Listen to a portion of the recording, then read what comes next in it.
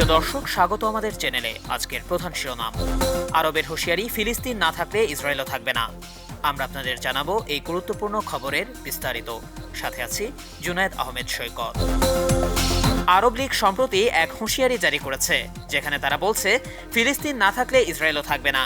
এই ঘোষণা আসে ইসরায়েল ফিলিস্তিন সংঘাতের উত্তেজনা বাড়ার পরিপ্রেক্ষিতে।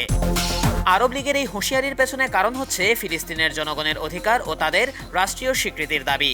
আরব নেতারা বলছেন, ইসরায়েলের বর্তমান নীতি এবং ফিলিস্তিনি জনগণের প্রতি অত্যাচার মেনে নেওয়া যাবে না। এই হুঁশিয়ারির পর আন্তর্জাতিক মহলেও প্রতিক্রিয়া দেখা গেছে। অনেকেই আরব লীগের এই অবস্থানকে সমর্থন করছেন এবং ফিলিস্তিনের স্বাধীনতার পক্ষে দাঁড়িয়েছেন। বিশ্লেষকরা বলছেন, এই হুঁশিয়ারি ইসরায়েল ও ফিলিস্তিনের মধ্যে শান্তি আলোচনার উপর প্রভাব ফেলতে পারে, তবে এর ফলাফল কি হবে তা এখনই বলা কঠিন। প্রিয় দর্শক, এই ছিল আজকের আপডেটে। ফিলিস্তিন ইসরায়েল সংকট নিয়ে আরও খবরের জন্য আমাদের সাথেই থাকুন। আমাদের চ্যানেল সাবস্ক্রাইব করতে ভুলবেন না এবং এই ভিডিওটি শেয়ার করে অন্যদেরও জানার সুযোগ করে দিন। ধন্যবাদ।